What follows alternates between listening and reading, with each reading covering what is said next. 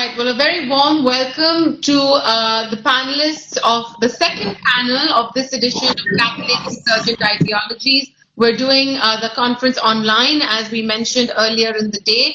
And this panel promises to be very interesting. We're going to talk about terrorism in the times of COVID. What are the experiences? What are the trends? There's a clamping down of international movement. How is that impacting terror groups? Are we likely to see more lone wolf type activity? Is there going to be global cooperation against violent actors, or are countries moving to an insularity that is going to also impede multilateral efforts in combating terrorism? What are the different kinds of terrorist ideologies we are seeing spawn, not just in the wake of the pandemic, but what we've seen over the last few years as well? Is there a conversation that's willing to talk about far-right extremism, or are we just talking about Islamist, jihadist, radical violence? Without further ado, I'm going to hand it over to the moderator, Erin Saltman from Facebook. She heads Counterterrorism and Dangerous Organizations Policy Work, and the panelists today, Beth Goldberg, who's a research program manager at Google Jigsaw, Boaz Ganner, founder and executive director of the International Institute for Counterterrorism in Israel, Kathy Gannon, an old and dear friend and one of the foremost journalists who's covered Afghanistan and Pakistan for years, and Milo Comerford from the IST, senior policy manager, who's also working on some of these extremely relevant issues. So, Erin, over to you with that. Thank you so much, Maya, and it's a pleasure to be with everyone virtually today. I have the honor of curating this dialogue with some excellent panelists that are coming with perspectives from not only different parts of the world, but also different expertise on violent extremism, and also from different sectors. So I think we're just going to jump right in with getting a few opening statements from each of our speakers here. And we thought we'd start with Professor Gaynor.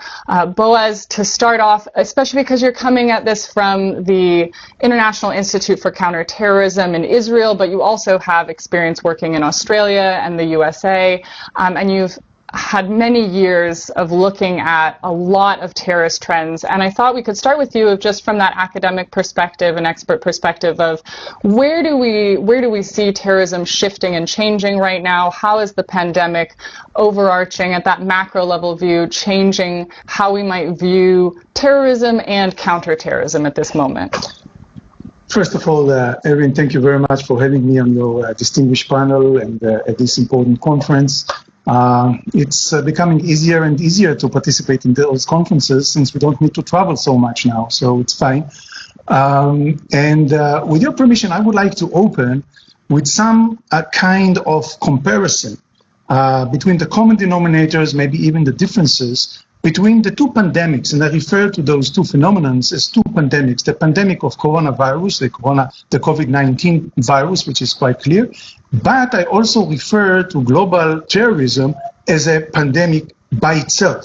And what are those common denominators? First of all, we have a very dangerous enemy, the enemy of the virus and the enemy of the terrorists on one hand. Those two enemies are threatening the stability and the safety of the world. So it's a high magnitude level of threat to the world peace, if you wish. But both phenomena are contingent. In both cases, there is the threat of people being exposed either to the virus on one hand or to incitement for terrorism on the other hand, and then find themselves contagious as well, and in an exponential, and that's the next factor of common denominator, in an exponential way, it might threaten more and more people altogether. We saw it in the global arena of terrorism, in both parts of terrorism, in Islamist jihadist terrorism. We saw it also in far-right terrorism, this contingency and exponential effect. Also, both phenomenon actually spread fear and anxiety. We are all in certain kind of a lockdown. We are afraid from the future. as an outcome of the virus. The whole purpose of modern terrorism is to spread fear and anxiety as well. Both phenomena might lead at the end of the day to the collapse of governance, of different governance, especially those weak government, but also stronger government. We see now protests all over the world, I believe. Last but not least is the economical, grave economical impact, depression, and other problems which are economical problems which are coming as an outcome of those two phenomena. The common denominators has also to do with contending with those two phenomena. In terrorism, I wrote a lot on what I call the democratic dilemma in counterterrorism. How do you balance between efficiency in counterterrorism and guarding liberal democratic values at the same time? This is exactly the problem right now in contending with the virus. Since we see technological efforts using AI, using cell phone data and so on and so forth in order to track where people are, where they were, who they met with. This is might breach the privacy of many people around the world and other liberal democratic values. But this is for the sake of guarding the lives of the people that they can keep on living. This is exactly what terrorism is all about. The threat for liberal democratic values in order to preserve the right to live for those victims of terrorism at the same time. Public resilience, also crucial in both cases. International cooperation, I'm talking in bullets for the sake of time. International cooperation, there is no meaning of counterterrorism without international cooperation because, again, it's cross-border phenomenon. A professional crisis management and conflict management, crucial for that purpose. Coordination between different agencies, different ministries, and coordination and cooperation between G2G, G2B, public sector, and the government altogether. And last but not least, technology. How crucial is technology today in countering terrorism, but also in countering the coronavirus phenomenon? So I'll stop here and we'll talk about it later. Thanks for that, Boaz. I think you set us off already with some food for thought around how we might be comparing the pandemic to violent extremism. You mentioned that nexus with economic impact, some of the aims of almost destructing government and governance structures, but also this clash between solving for privacy versus security and how do we get ahead of the threat without breaking certain fundamental human rights values. That leads us in, and it's a hard act to follow just to set a tone, but I'd love to bring Kathy Gannon in, again, maybe coming from more of this media and correspondence perspective. Obviously, you've covered a huge range of topics across Pakistan and Afghanistan, across South Central Asia and the Middle East, and I was wondering what sort of trends or concerns that you are seeing manifest. How much is this, state of play normalcy, and how much do you see evolving threats and shifts because of this pandemic? Yeah, thanks very much, Erin. I appreciate that. It's really interesting. In some ways, I think the pandemic has hardly changed the face of terrorism. Nobody know how to move surreptitiously, and as a matter of fact, there's just a recent report that's just in the last couple of months. Since the pandemic, a couple of Syrian ISIS people, they have videos of them handing out masks and that. So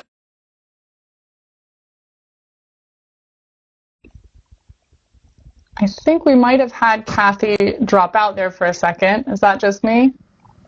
No, I think she dropped out. Okay, I think she was on a great roll, though. Let's see if we can get her back.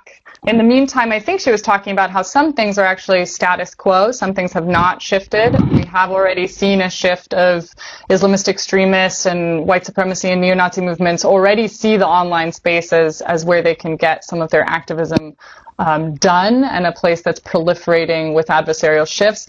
But also, I think she was pointing out to the fact that some of these violent extremists see the opportunity to seem like positive agents during a pandemic and even hand out masks. I think that's what I was hearing through some of that.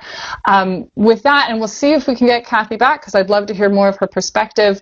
If we could move on to get some insights from Beth. You know, we've mentioned technology. I'm biased. I'm representing Facebook's counterterrorism efforts as well.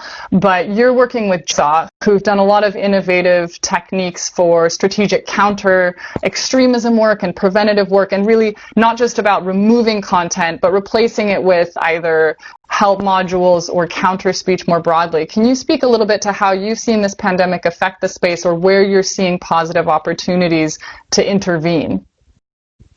Yeah, thank you, Erin, and thanks to Maya and the ORF team for inviting me to speak. Today, I'd love to share some of our pre-published findings that offers not just solutions, but ideas for countering radicalization that have particular relevance during the pandemic. But before I go too into the solutions, I think I wanted to tease out one other sort of problem space that we're looking at right now, and that's conspiracy theories. So for context, for those of you unfamiliar with Jigsaw, we're an incubator in Google, and we confront online threats from both experimental research and building new technology.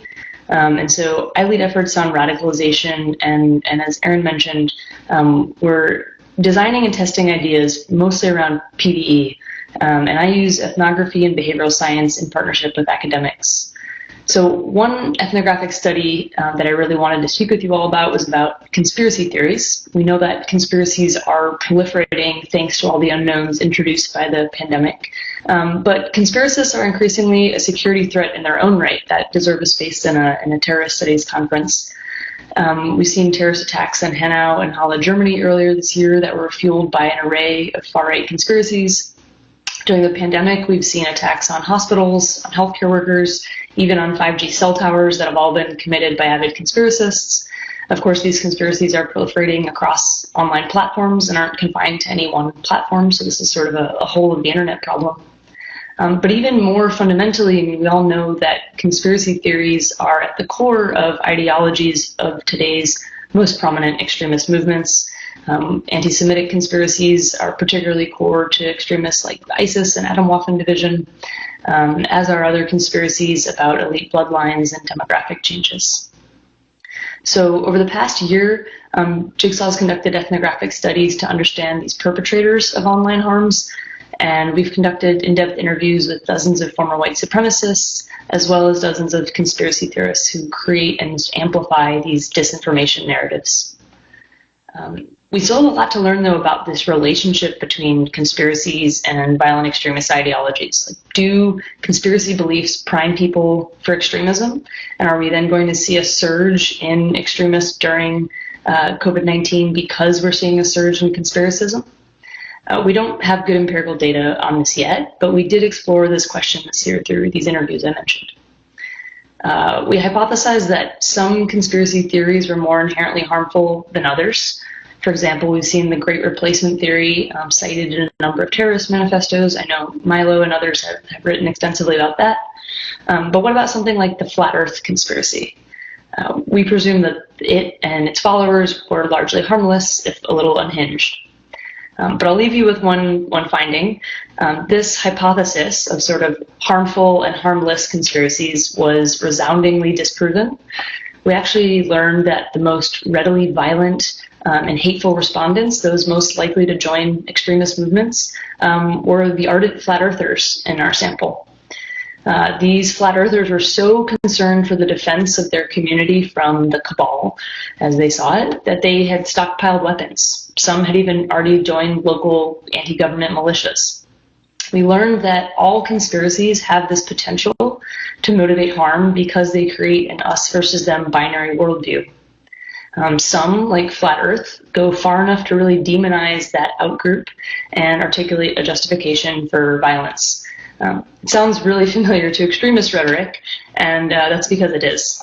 So I want to leave you all with that thought that the pandemic is not only offering opportunities for extremists to exploit these unknowns and the sense of vulnerability that people are feeling, but so are conspiracists, and I challenge all of us to think a little more about how conspiracies and understanding them can help us counter radicalization today.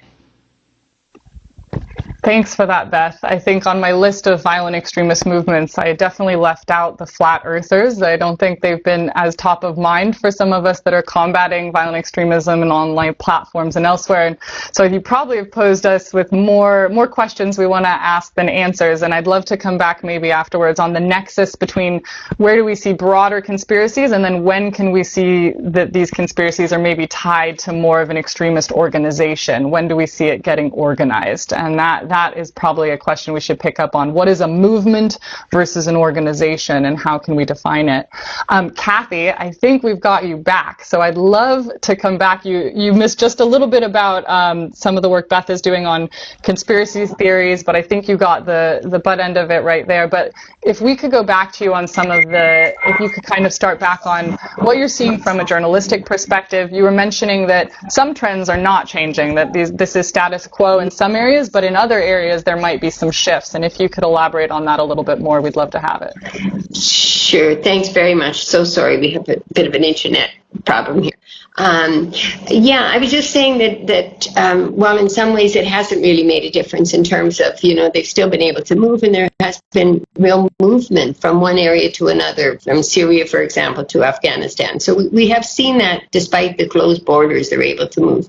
But I think they've also, because all these organizations know how to move quickly to take advantage of situations and manipulate them to their advantage. And I think they've done the same thing with the pandemic, and whether it's IS and using it to say this is God's wrath, or the Taliban using it to endear themselves more to the population, going around with masks and actually saying that we're here to help you. So I think that from my perspective, I haven't even seen really a reduction in the numbers of terrorist attacks. And in some ways, maybe the one difference is they're focusing more on the areas where they are, so that they're focusing, for example, in Afghanistan, they're really, rather than maybe taking the attack outside of the country, there's more attacks and more stronger attacks there. But I think the pandemic hasn't really impacted, in my idea, in terms of what they're able to do and how they're able to operate. I think they've managed to, as they often do, and they're quite sophisticated with their media, to manipulate it to their advantage. That was just. Thanks, Kathy. I think that points out to us that when you are largely considered the bad entity and you know that people are trying to remove you, deplatform you, you already are used to scrappy adversarial shifts very quickly. So maybe some of these groups are actually better suited to being able to evolve around the pandemic than other groups, just because they've always had to be scrappy in that sense. Exactly. Exactly. Just moving on, and then I think we've definitely got some topics to come back to all our panelists with already, but Milo, I wanted to come to you in your work with ISD, because as you know, you are working for a think and do tank. So you're doing the research side, but also helping some of the practical solutions-oriented side in the preventing and countering violent extremism space. And I know that you've done a lot of research recently on some of the white supremacy, far-right extremist and neo-Nazi movements, especially in Europe and the US. I wanted to know if maybe you could elaborate on some of those trends further. Thanks very much, Erin, and for the organisers for a really fascinating panel so far. I think maybe just to kind of wrap up slightly and to sort of zoom out from these very interesting strands that we're kind of seeing coming together here. I think looking at the bigger picture, over the past 6 months or so, we've seen COVID-19 become this new information battlefield for a range of different polarizing forces, from hostile state actors to extremist movements and special interest groups, conspiracists, as we've heard reference to throughout this panel, who are all sort of cognizant of and aware of the power of exploiting the fears around this pandemic to further their agendas. And I think it's also worth just mentioning the implication this has on societies, beyond these sort of online harms. There are very dangerous implications that exist here for public safety, social cohesion, and democracy. And I think it's worth just being cognizant of the relationship between what is becoming an increasingly online challenge, but also that has profound offline impacts. I mean, over the past few months, ISD's digital analysis unit has been monitoring this kind of weaponization of the pandemic by these different malign actors who are sowing hate, disinformation, and extremism around this. As you mentioned, Erin, focusing particularly on white supremacist mobilization, as well as that of jihadist groups and other conspiracy groups as well. We've seen an emboldening of particular white supremacist accelerationist groups, which are essentially kind of geared towards calling for violence and sort of ushering in disorder and chaos around the kind of dynamics we've seen because of the virus, also claiming that democracy and democratic responses to the virus are a failure. So coming back to sort of Boaz's tension that he identifies, we're seeing groups really try and use this as an opportunity to attack the liberal democratic order. And this is coming from both a sort of far right perspective and an Islamist one. I mean, it's worth sort of reflecting slightly on some of the narratives that we've seen emerging. I completely agree with Kathy's remarks that this isn't a sort of brand new phenomenon that we've seen here. Rather, we're seeing the acceleration and hypercharging of pre-existing dynamics that already have been circulating within these movements for years and years. I think this is particularly relevant when you see some of the conspiracy theories, for example, in the far right around elites and their responsibility for the spread of the virus, references to George Soros, to Bill Gates and to other elites as sort of either being responsible for the spread or for holding, a cure to the virus that they're not revealing to the public.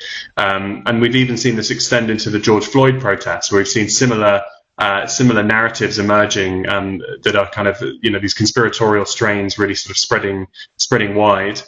I mean, what I've been really struck by are the similarities that have emerged between far-right and Islamist responses to the virus. I've mentioned the accelerationism that we've seen on the far right, these calls to violence. We've also seen increasing calls for an ethno-state among the far right as a response to these issues. So, really calling for the carving out of a sort of white state that can, protect from a perceived immigrant threat.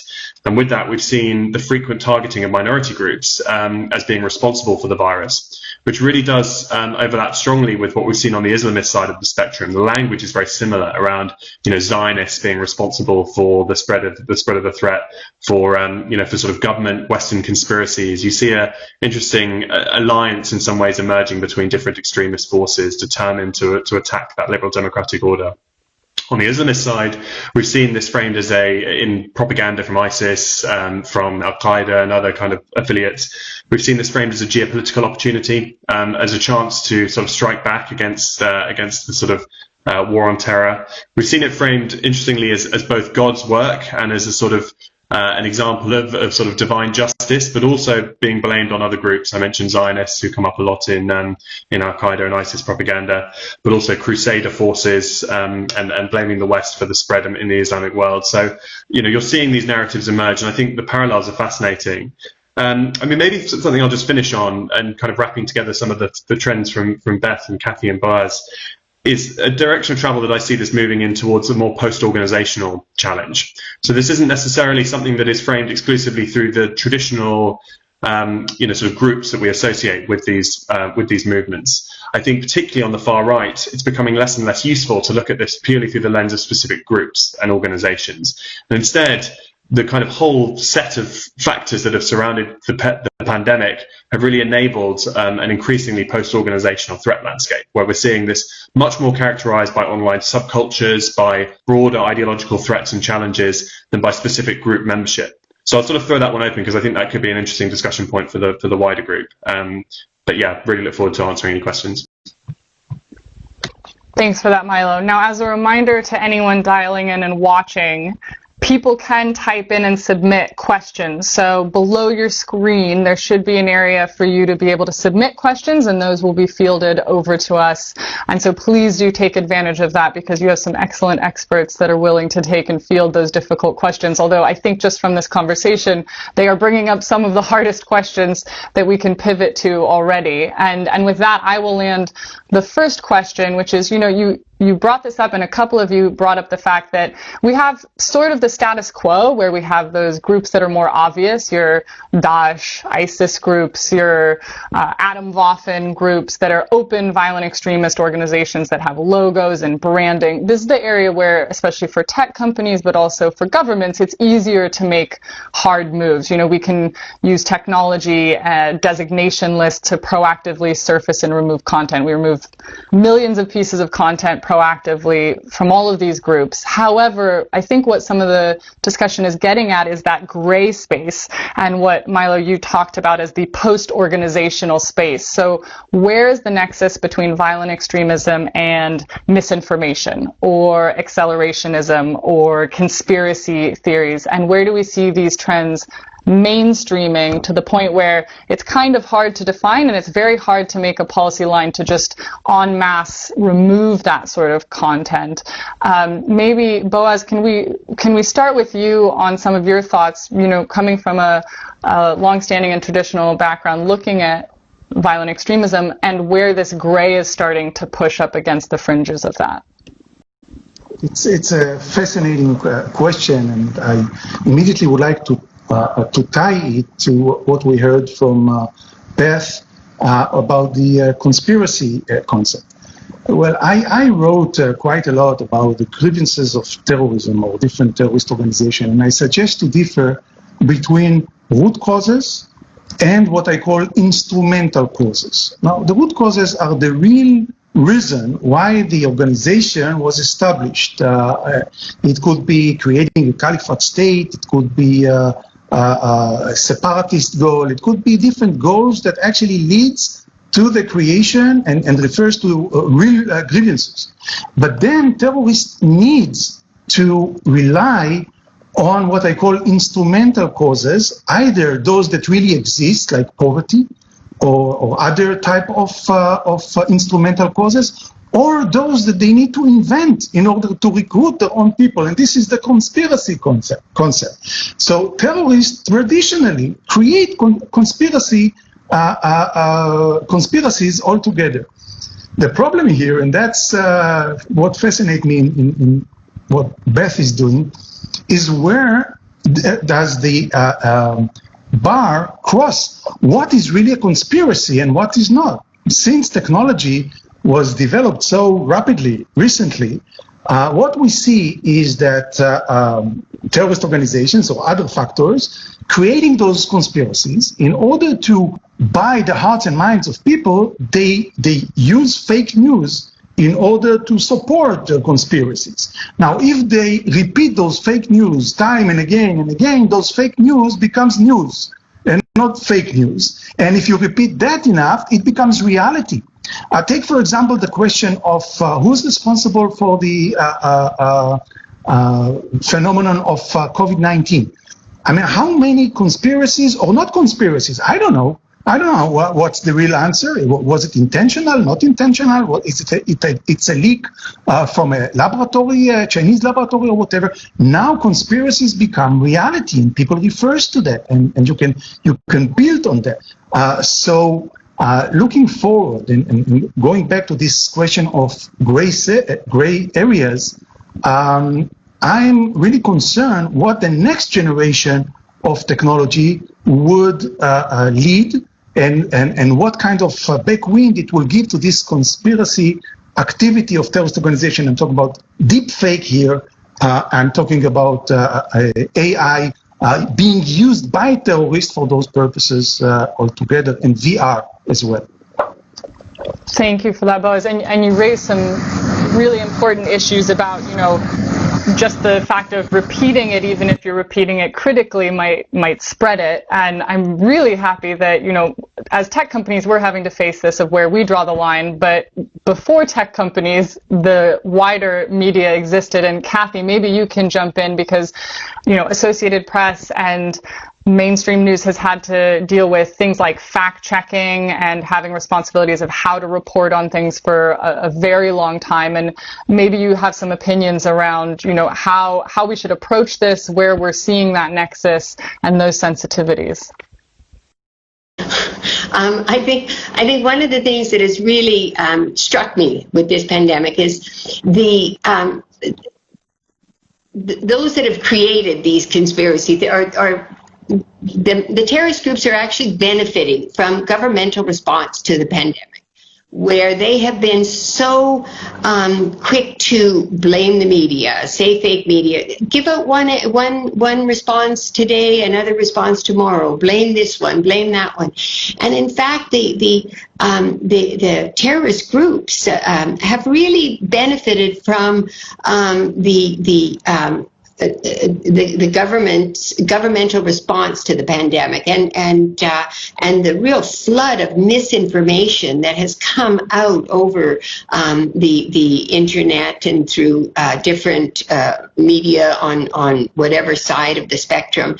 And so I think the willingness to believe the conspiracy theories is much, much greater today because of the response that has been to the pandemic from a number of governments and how they've responded to it. Conspiracy theories have flourished forever. You know, I mean, here everybody has a conspiracy theory. In Afghanistan, the conspiracy theories have flourished for a long, long time, but the willingness to believe them and the widespread and how widely they've spread has really, the pandemic has really benefited that. And I think in large part it's been governments' responses to the pandemic and blaming different groups and giving one set of information, saying this one is right, this one is wrong. So, I mean, I think it's very interesting how they,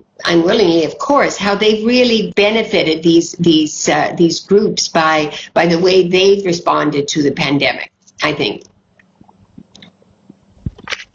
Yeah, I think those are some key points that, and you know, that goes back to one of Boaz's original points, is that it's not like we have had a unified response from the top down from different governments. Different governments have reacted very differently, and oftentimes it's hard to know where the credible information is coming from. I know that Facebook and other tech companies had to struggle scaling up very quickly fact-checking efforts, making sure that there were partnerships with the World Health Organization to try to surface the most responsible known sources of information to try to counteract some of this, especially in the beginning when there were so many theories spreading around. We're starting to get questions from the audience, but Beth, maybe coming to you and Milo around that gray zone, just to wrap up this question on, you know, approaches to tackling conspiracy theories. So how do we create friction in a gray zone where likely the wording might not break a policy guideline? The wording of these entities, they're not groups that are going to be on a government designation list. So when you can't rely on just policies to censor content because it's not necessarily appropriate, you know, what can be done and how do we tackle that gray? And then we'll start moving to the audience questions. Yeah, I really appreciate this question, and I wish I had the silver bullet solution for you. I'll give you a few ideas of what's already happening and where we may be able to go next in terms of looking at the root of the problem, and then also some band-aids for the problem of conspiracies in this gray matter. But I'll first say that the existing policies of Google and YouTube and many of the tech companies is to sort of raise authoritative voices. And this means, you know, when you're Googling a conspiracy or when you're searching on YouTube for a conspiracy, the sources that you're met with are going to be known to be more authoritative and trustworthy. And that gets back to the idea that Boaz mentioned of, you know, whatever you see first and whatever you see repeatedly is actually what becomes more ingrained and more of your reality. So that's at least part of the solution. But I think what we've been really keen to do is understand what are the roots of why people are believing the conspiracies when they come across them on the internet. And what we found were there were at least 3 common denominators, but we're thinking of this sort of facilitating conditions for someone to radicalize from just seeing conspiracies on the internet to really believing them and evangelizing them. And those 3 common denominators were isolation, alienation, and mistrust. And so I'll explain a little bit what I mean by those and then maybe offer ideas of where we might go next to address them. Isolation looked like being socially cut off from communities. These were folks who had really lost their support systems. They were often spending many, many hours on the internet alone. This is not dissimilar to how terrorist groups strategically isolate people from their pre-existing communities as well. Alienation meant marginalization from those who hold power. So it was this sense of not being part of the information economy or not being part of whatever political power structures.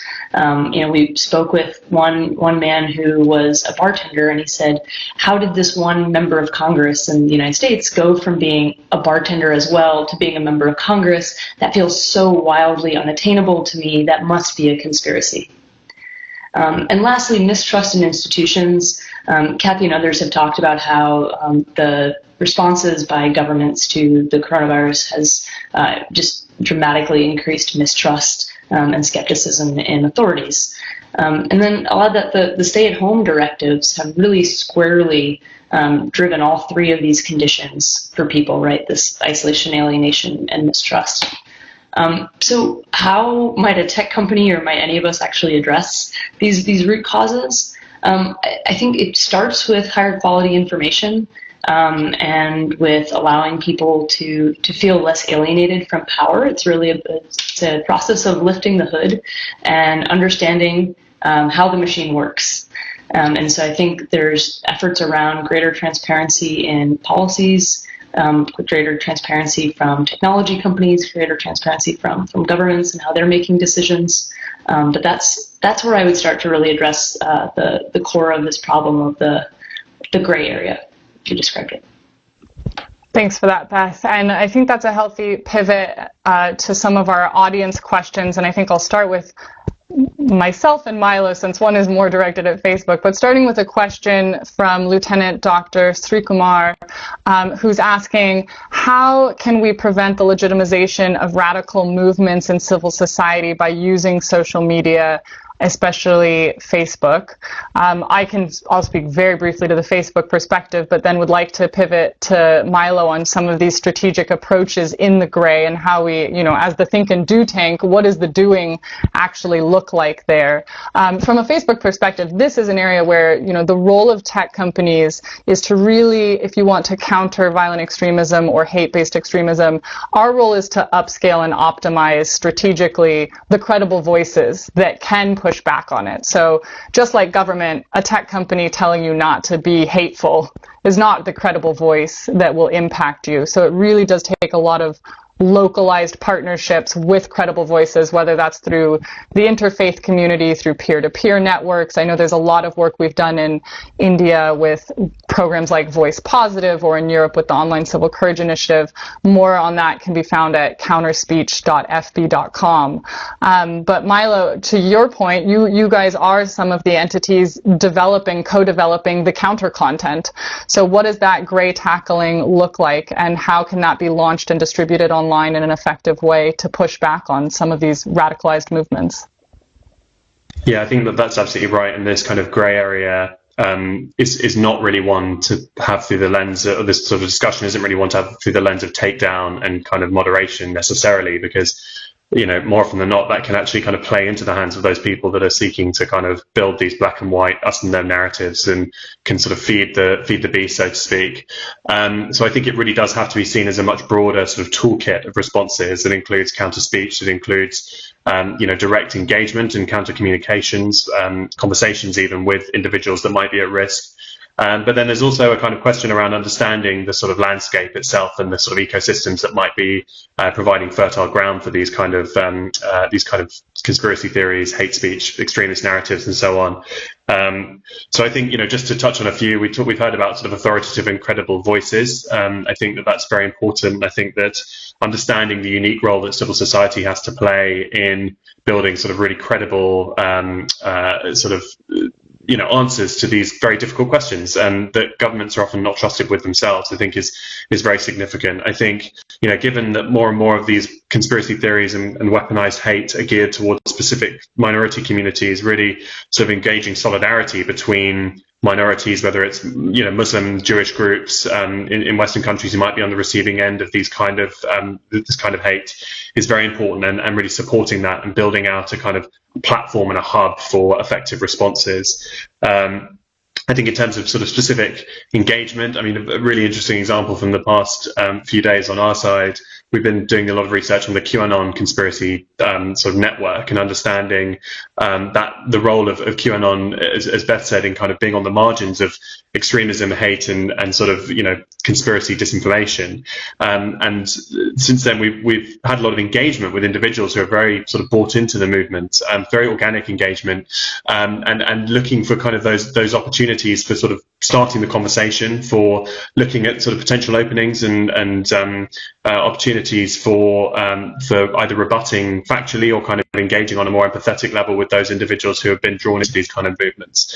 Again, that's not necessarily a role that's appropriate for governments, but maybe more for sort of civil society and those sort of experts, including psychosocial experts who understand these kind of dynamics very, very well. I'll just end with this point that I mentioned earlier about sort of understanding ecosystems. And I think that there's a lot more research to be done on the role that sort of within specific platforms we're seeing these kind of communities developing, and understanding the ways that sort of echo chambers might be developing on certain digital platforms, the ways that these are transcending between different platforms, the role of things like recommendation algorithms in sort of reproducing some of these kind of conspiratorial notions within platforms. I think whilst we think a lot about the content side of things, I think also thinking about the sort of architecture and sort of how we sort of break the cycle, I suppose, is the sort of longer term question that we have to be wrestling with as well. Yeah, excellent points. And what some have kind of touched on is, nobody on this call probably has just one app on their phone, and bad actors are exactly the same. So these problems are transnational and cross-platform. And so, this is one of the reasons we set up things like the Global Internet Forum to Counter Terrorism, GIFCT, which is meant to proactively engage other platforms and other sectors. But there's a lot to be done in this gray area space of just providing guidance for tech platforms that might be very small, but all of a sudden see an influx as being the platform of choice for a given violent extremist group, maybe even overnight. We see those transitionings happening very quickly. We have some other great questions, so I want to pivot to those.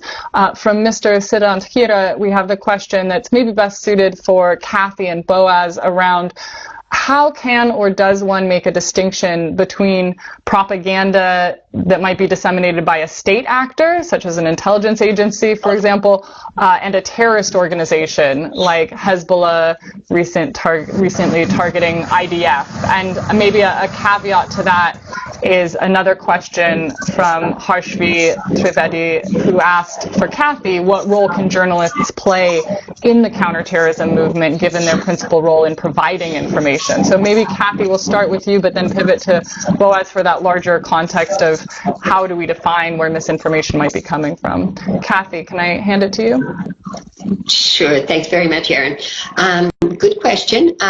First, I have to say I don't think that the media has a role to play in as an activism, in activism, whether for counterterrorism. I think our greatest role that we can play is if we can give the information as straight and as clear and as concise as is possible, so that people can then look at it and decide and can see from all sides. I cover a lot with Afghanistan, with the Taliban, with Islamic State, and I think that you're most effective when you're most trusted. And I think the way to be most trusted is by consistently giving the information as clear and as concise as possible, with as much context as is possible. And I think that's often lost in reporting, in stories, is context, so that people can see from where they're coming, from where they began, the environment in which they're operating. So I don't think that the media has a role as such in doing anything in terms of counterterrorism at all. I think once we get into activism, we then lose our ability to we open ourselves up then to the whole fake news. We open ourselves up to all these. I think we do the best service by giving as much context and as much detail and accuracy as we can to everything that we do. So that would be my answer to that. I'm not sure that it really does. And I'll go to Boaz, who can give the larger context on the other question. Thank you. Boaz, as we pivot to, I'm going to add in, there's other questions coming in that might add to the flavor of this one. So to add to that, could we perhaps also touch on, what are the roles of the different sectors? A couple questions have come in to ask that. So we're trying to define the sources of some of these conspiracy theories and bad information that might not have the obvious branding on them as usual, but also what roles do each of our sectors need to step into, including how should governments tackle this when sometimes the root causes of extremism might be aided by very real-world grievances, as you pointed out before. We need for that, I believe, 2 days just to answer a few of those questions. But in reference to those questions and what Katie said, how can we differ between real information and false information? How can we identify misinformation?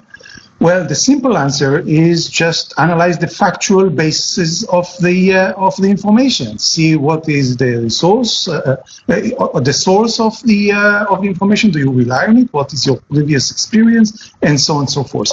The problem is that it's much more complicated than that. There was a very common saying that one picture is better than 1,000 words. Katie wouldn't like that probably concept altogether, but then Photoshop was created, and then pictures are no more real basis for information. So we can rely on videos, but now we have deep fakes, so we cannot rely on videos.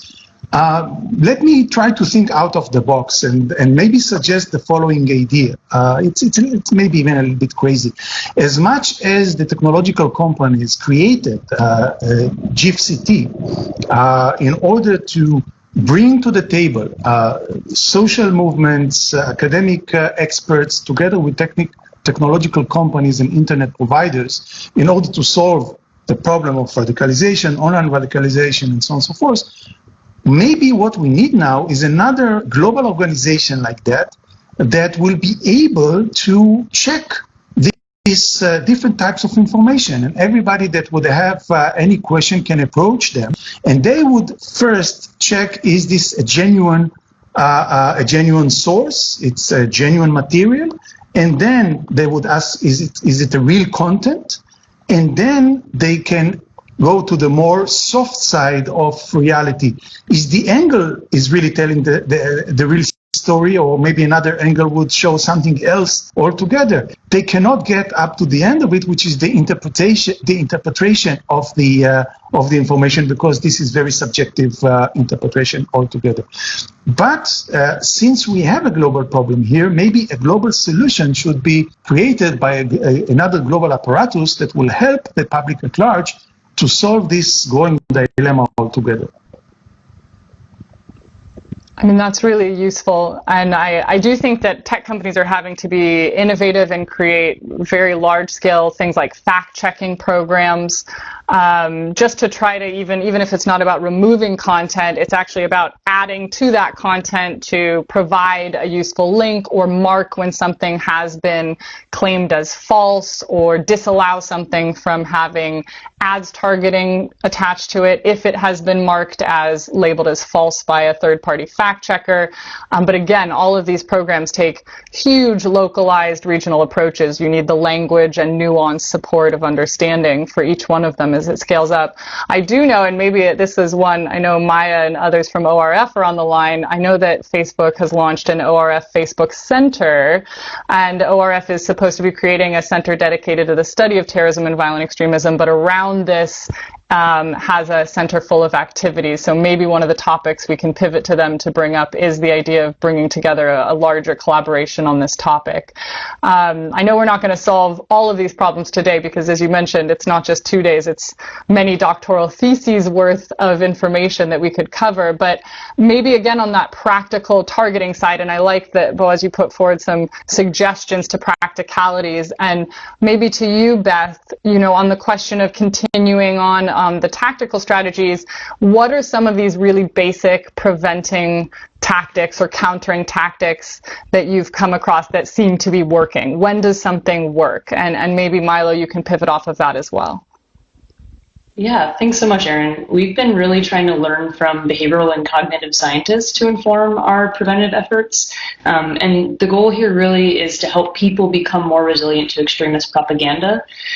This is coming from the observation that no matter how much Facebook and YouTube and all of these major platforms do to stem the tide of propaganda on their own platforms, there are always going to be smaller, newer platforms that don't yet have the moderation capabilities or will to moderate the content. So really we're coming at it from the side of how can we make the individuals confronting that content be more resilient to it.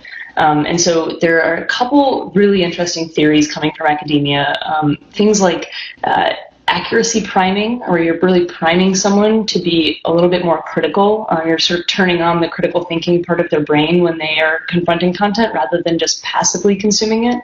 But the one that I'm actually most optimistic about, and I'll tell you just about briefly, is this idea of attitudinal inoculation. So inoculation is really in vogue right now because it's a pandemic, but this actually really predated COVID-19. But attitudinal inoculation works the same way as medical inoculation. So a person becomes aware or is made aware of an impending attack to change their beliefs. And then they have to build mental antibodies to resist that persuasive attack. So this is just like when you receive a vaccine to thwart a virus. You have this sort of microdose of the virus that'll give you antibodies to resist it, right? What this looks like in practice is someone is given text or a video that helps them to identify and then to refute a propaganda message. And these messages have 3 steps. They can be short and sweet, but they need to first warn someone so that they sort of wake up their mental immune system and alert them. And then you can give them a little microdose of what that propaganda message or that persuasion technique will look like. And then finally, you give them the tools and knowledge to refute the attack. And this actually, is a really old theory. It actually comes from the 1960s and was used a lot in public health campaigns. So things like anti-smoking campaigns have used inoculation theory very successfully. It's actually so successful as a communication strategy that extremists use it too. Some of you may have heard about the example of identitarian far-right extremists who are trying to inoculate incoming college freshmen right now from being infected by liberal values. So these types of inoculation campaigns would look like going onto a class of 2024 social media page and posting inoculative messages with things like, liberal social justice warriors on campus will tell you to embrace diversity, but don't be fooled, stick with your white brethren or whatever. And so it's the exact same tactic can be flipped. But I'm really optimistic about inoculation theory for counter-radicalization. It's only been done once successfully in a lab so far, and we haven't really seen it done in the wild. So we are in the process of actually working with Kurt Braddock at at American University and another team at Cambridge University to really extend this one academic finding. And what we're hoping is that we can develop these targeted inoculation videos to counter both white supremacist messages and then male supremacist messages, and then ultimately disseminate those on social media so that people can sort of develop these mental antibodies, so to speak. I think this is a really cool approach because it's a cross-sector collaboration. It also is involving, videographers and animators and sort of people from the art space. And it makes me excited that we can really equip internet users to be more resilient to extremism as they move across the whole of the internet. I really like the language being used around the idea of inoculation because maybe it's easier to explain some of these prevention and counter-extremism methods if it's through a similar known resiliency method like medical science. And so maybe bringing back some of that 60s rhetoric is going to be helpful. We have, I think, time for one final question from the audience, which I'll pivot to Milo and then have our amazing panelists wrap up with some final thoughts and inspiration of how we're just going to solve everything. But final question from Brigadier BK Khanna. The pandemic has resulted in many people losing their jobs. So when we go back to Boaz's discussion of grievances that might drive people to extremism, it maybe is priming people to be easier recruits right now for terrorist and violent extremist groups. And so when we think through that, what should be done to not make them as easy targeted? Speaking to some of Beth's points, but Milo, perhaps you can come in, especially with the trends you're seeing. We have seen increased rhetoric, for example, in Europe and the US around far-right extremism and even blatant white supremacy and neo-Nazi rhetoric. That's right. And to your point, I think given we're all such experts now on kind of pandemic spread, hopefully we'll all be experts on counter-extremism in no time at all. So maybe one upside to this last few months. I completely agree that this is something that is a major factor that I don't think we understand in enough detail yet, the precise vulnerabilities that are being created by a much more sort of online cohort of people at the moment. Some really interesting polling coming out of the UK around kind of Gen Z sort of digital habits more generally recently, and this kind of being online much more of the time intersects with a number of other kind of challenges around identity and around susceptibility to narratives and general distrust in a range of different traditional institutions, from government to media and others, and it creates a bit of a perfect storm of vulnerability that we really do need to be kind of understanding and will be very difficult to sort of untangle and to deal with. I mean, on a less negative basis, I think coming back to Beth's point about very practical opportunities for building resilience among populations, because we're not going to be able to rebut everything. We're not going to be able to take down everything from every digital platform. I think we need to be thinking about that a bit more strategically at the moment, given the fact that a lot of those entry points don't exist anymore. Whether it's through traditional educational opportunities, which have traditionally been the place where we've been teaching critical thinking and we've been teaching these kind of skills, whether it's in terms of kind of person-to-person contact and the exposure of people to whether it's former extremists or whether it's people sort of victims and things like that, become more difficult to do when we don't have those kind of opportunities. So I think the big challenge for the tech sector, for civil society and for governments is working out alternative delivery mechanisms for these kind of approaches to building resilience, whether it's through engaging in innovative online content, whether it's through digital modules. We're going to have to find ways of reaching people at their sort of point of need. This is not just young people. The other thing to remember is that, this is a challenge that is cross-generational. And to your point, Erin, about the sort of, increasingly diverse ideological threat in Europe, this is not something that is just fits into that neat little box of people between the age of 18 to 25. This is something that is affecting very young people who are outside of the traditional intervention space, or much older people who are harder to reach for other reasons. So I think that we need to be thinking creatively, and now is the time to do it. Thanks so much for that, Milo. I think that's a great way to start wrapping up this conversation. We need to be scrappy, we need to be innovative, and we need to be multi-sector in our approaches. Boaz, Kathy, Beth, do you have any final, maybe 20 to 30 second thoughts or things you want to leave the audience with on top of what Milo just said around the need to be, ready to react and evolve as the crisis evolves? Boaz, perhaps starting with you. Me? Okay. So I'll be brief. I wrote a few things, but I will focus only on one thing.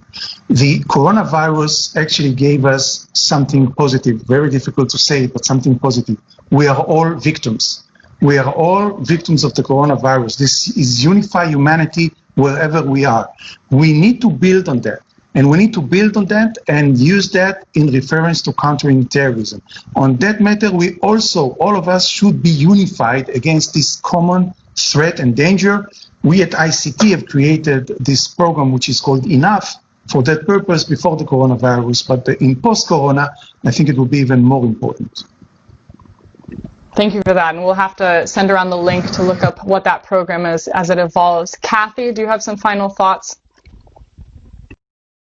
I guess for me, just listening to everybody, I think the real big positive for me that has come out of everything is people are asking much more relevant questions. They're looking at in much more interesting ways. When listening to Beth talk about inoculation and Milo and both, and I feel like the questions are much more relevant that are being asked, and maybe the pandemic has forced us to focus in a little bit more and be a little bit more empathetic on about what others are experiencing and how that might relate to how they think. So I think the one big positive for me is that the questions that are being asked are much more, I think are hugely interesting and innovative. So. Absolutely. Yeah. You can always judge the state of play by the questions being asked. And Beth, final thoughts very quickly. I know that we're at time and we're just wrapping up. I'll tie together Boaz's final point about the virus being unifying with an excellent point Milo made about this being a post-organizational challenge, and just say that the extremists are converging too, right? This is a moment in time where we're seeing convergence of these communities online and greater fluidity between anti-vax, neo-Nazi, anti-government communities. And so just to think beyond the traditional group structures that we've been trained to think about, because this is a time of much greater fluidity and unknowns. Thank you so much to my panelists, and thank you, ORF, for hosting this dynamic discussion. And please enjoy the rest of the conference. Big thanks to Maya for bringing us all together.